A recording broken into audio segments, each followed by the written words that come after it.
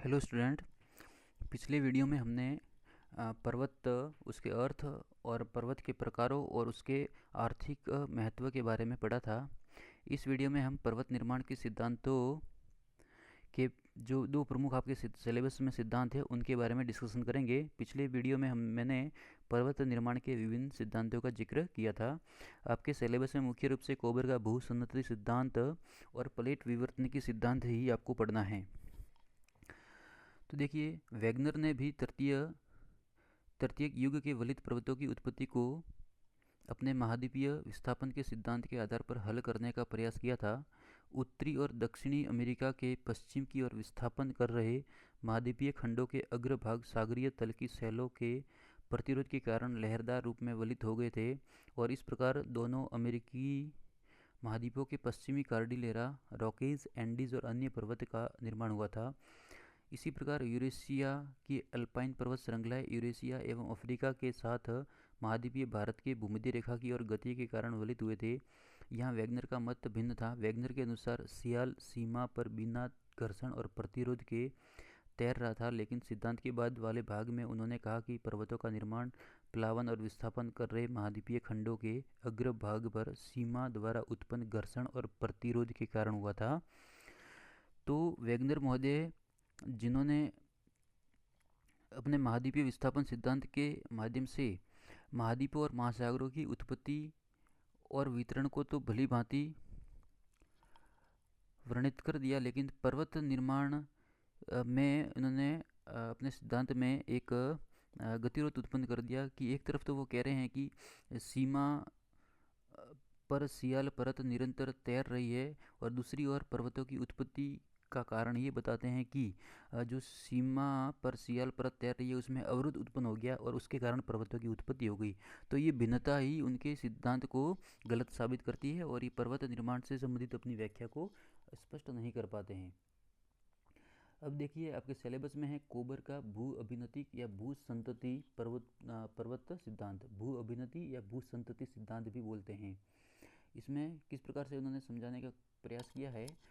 कोबर ने अपने भू अभिनति या भू संतति, जिसको जियो सिंक्लाइन थ्योरी बोलते हैं, कोबर ने अपने भू अभिनतिक सिद्धांत के आधार पर न सिर्फ पर्वतों की उत्पत्ति को समझाया, बल्कि उन्होंने पर्वत निर्माण के विभिन्न पहलुओं जैसे पर्वत उत्पत्ति, उनका भूवैज्ञानिक इतिहास और उद्भव तथा विकास को विस्तार से बताने का भी प्रयास किया है। कोबर का भू अभिनतिक सिद्धांत पृथ्वी के ठंडा होने के कारण उत्पन्न संकुचन के बलों पर आधारित है। दृढ़ पिंडों अथवा अग्रभूमि के ठंडे होने के कारण उत्पन्न संकुचन के बल ने भूमि पर स्थित अवसादों को पर्वत श्रेणियों में वलित कर दिया। अब देखिए, ये कोबर महोदय कहते हैं कि एक समय ऐसा था जब बीच वाला भाग, जो जिसको हम भू संतति कहते हैं, उसमें निरंतर मलबे और अवसाद के जमा होने के कारण उसके जो दोनों किनारों वाले भाग थे, जिसको उन्होंने अग्रभूमि कहा है, उन अग्रभूमि के दबाव के कारण जो मध्य वाला भाग है उसमें संकुचन बल के कारण दबाव पड़ा और मध्य वाले भाग में जो अवसाद था उससे ही पर्वत श्रेणियों में वलन या मोड़ पड़ गए और उससे मोड़दार और वलित पर्वतों को जन्म दिया है। तब ये अपने सिद्धांत को किस प्रकार से समझाने का प्रयास करते हैं। देखिए, सिद्धांत का आधार कोबर के अनुसार वर्तमान में स्थित पर्वतों के स्थानों पर जल के गतिशील परिक्षेत्र थे। उन्होंने जल के उन गतिशील परिक्षेत्रों को भू अभिनति या पर्वत जन कहा है, यानी कि जो आंतरिक भाग जो जल से भरा हुआ था उन क्षेत्रों को उन्होंने भू अभिनति या भू संतति या जियो सिंक्लाइन या पर्वत जन कहा है। और भू अभिनति के सचल परिक्षेत्र दृढ़ पिंडों से घिरे हुए थे और उन दृढ़ और कठोर पिंड जो इस भू अभिनति के दोनों किनारों पे थे उन्हें कोबर ने क्रेटोजन कहा है। ये शब्द ध्यान रखेंगे, क्रेटोजन। क्रेटोजन क्या है, तो भू अभिनति या भू संतति के किनारे वाले दृढ़ कठोर भाग को कोबर महोदय क्रेटोजन कहते हैं। कोबर ने पर्वत निर्माण के 6 प्रमुख कालों की पहचान की थी।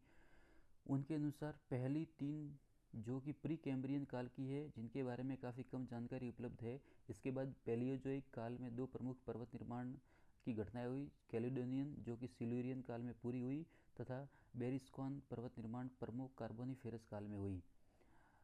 छठी या आखिरी पर्वत निर्माण की घटना को अल्पाइन के नाम से जानते हैं। ये टर्सरी काल में पूरी हुई। ये प्राइमरी, सेकेंडरी, टर्सरी, क्वार्टरनी, ये जो भूवैज्ञानिक समय सारणी जब आप पढ़ेंगे तो उसमें ये सारे कालखंड आएंगे। अब सिद्धांत की क्रियाविधि। कोबर के अनुसार पर्वत निर्माण की संपूर्ण प्रक्रिया 3 निकट रूप में संबंध चरणों शैल जनन, पर्वतन और ग्लिप्टोजेनेसिस में होती है। भू अभिनतिक जल के लंबे और चौड़े कहते हैं कि भू संतति या भू अभिनति क्या होती है, तो कोबर महोदय कहते हैं कि भू अभिनति जल के लंबे और चौड़े गतिशील क्षेत्र होते हैं जिनके किनारों पर दृढ़ पिंड होते हैं, जिन्हें कोबर द्वारा अग्रभूमि या क्रेटोजन नाम दिया गया है। ये ऊंचे खड़े भूखंड अथवा अग्रभूमियों का नदीय प्रक्रियाओं द्वारा निरंतर अपरदन होता है और अपरदित पदार्थ भू अभिनतियों में निक्षेपित यानी जमना, निक्षेपण यानी जमना, जमते हैं और अवसाद निक्षेपण की यह प्रक्रिया अवसादन कहलाती है। अवसादन क्या है?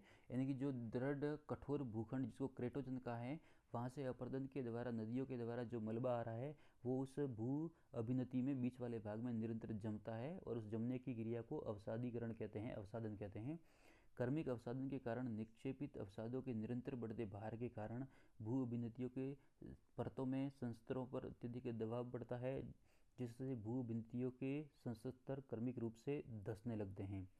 क्या होता है कि निरंतर अवसादीकरण की प्रक्रिया के कारण जो भू अभिनति वाला बीच वाला भाग है उसमें मलबा जमता रहता है, अवसादीकरण होता रहता है, तो उसमें भार पड़ता है और भार के कारण जो अग्र जो भूखंड है उनमें दबाव बढ़ता है और जिसके कारण वो आपस में सरकने लगते हैं। पर्वत निर्माण का दूसरा चरण पर्वतन का चरण कहलाता है। तो कोबर ने अपने पर्वतीकरण को 3 भागों में बांटा है, 3 चरणों में बांटा है। एक तो शैल जनन जिसको हम लिथोजेनेसिस बोलते हैं, दूसरा पर्वतन ओरोजेनेसिस बोलते हैं और तीसरा ग्लिप्टोजेनेसिस यानी पर्वत की उत्पत्ति और निर्माण का काल। तो दूसरा चरण पर्वतन का चरण कहलाता है। इसमें क्या होता है? पृथ्वी के ठंडा होने और परिणाम स्वरूप संकुचन के कारण होने वाली क्षैतिज गति से दोनों अग्रभूमियों ने एक दूसरे की ओर गति करना आरंभ कर दिया है। यानी दोनों अग्रभूमियाँ क्रेटोजन आपस में एक दूसरे की ओर गति करते हैं और उस गति के कारण उस बीच वाले जो अवसादीकरण हुआ है, निक्षेपण हुआ है, उस बीच वाले भू संतति वाले भाग के दबाव बढ़ता है। अग्रभूमि की गति के कारण या अग्रभूमि की गति के द्वारा उत्पन्न संपीड़न दबाव बोलते हैं, संपीड़न बल या दबाव बल से भू अभिनति में निक्षेपित अवसादों का संकुचन, सिकुड़न और अंततः क्या होता है? वलन होता है, उसमें मोड़ पड़ते हैं जिससे वलित पर्वत बन गए। यदि संपीड़न बल सामान्य और मध्यम तीव्रता के हो तो भू अभिनतियों में के केवल सीमांत क्षेत्रों के अवसाद वलित होकर 2 सीमांत पर्वत श्रेणियां बनाते हैं और भू अभिनतियों का मध्य का भाग वलन की क्रिया से अप्रभावित रहता है और यह अवलित मध्य भाग स्वासिंसबर्ग कहलाता है या इसको मध्य पिंड भी बोलते हैं। तो मध्य पिंड या स्वासिंसबर्ग क्या होता है कि जो 2 अग्र भाग है उनका दबाव पड़ने के बाद किनारों पे तो पर्वत बन गए लेकिन बीच वाला भाग क्या गया? अप्रभावित रह गया, उस पर कोई प्रभाव नहीं पड़ा, उसमें अवसादी या मलबा ही जमा रहेगा। उस अप्रभावित भागों को बोलते हैं मध्य पिंड या स्वासिंसबर्ग। कोबर के अनुसार यूरोप की अल्पाइन पर्वत श्रृंखला के निर्माण को 2 मध्य पिंडों के आधार पर समझाया जा सकता है। पर्वत निर्माण के तीसरे चरण की पहचान पर्वतों के क्रमिक रूप से ऊपर उठने और नदियों तथा अन्य प्रक्रियाओं द्वारा उनके अनाच्छादन द्वारा होती है। निरंतर अनाच्छादन में क्या हो गया? परिवहन भी आ गया और अपरदन भी आ गया और निक्षेपण हो जाएगा। तो निरंतर अनाच्छादन से क्रमिक रूप से पर्वतों की ऊंचाई कम होती है। पर्वतों की ऊंचाई कैसे कम होगी? जो पर्वत ऊपर उठ गए उनमें निरंतर अपरदन के कारण उनकी कटाई होगी, उसमें बहाव होगा, जो जल की गतिक ऊर्जा है उसके कारण अपरदन के कारण ऊंचे उठे पर्वतों की ऊंचाई निरंतर फिर क्या होगी? कम होती जाएगी।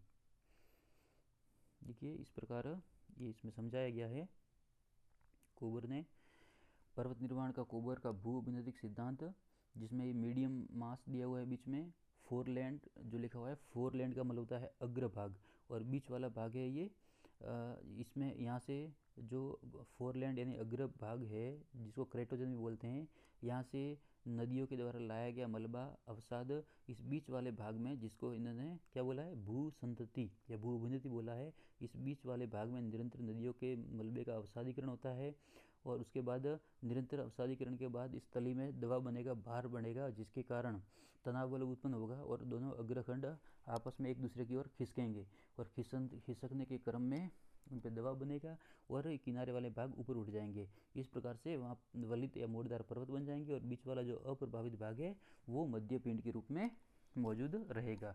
इस प्रकार से कोबर ने भू संतति सिद्धांत के माध्यम से पर्वतीकरण की घटना को समझाया है।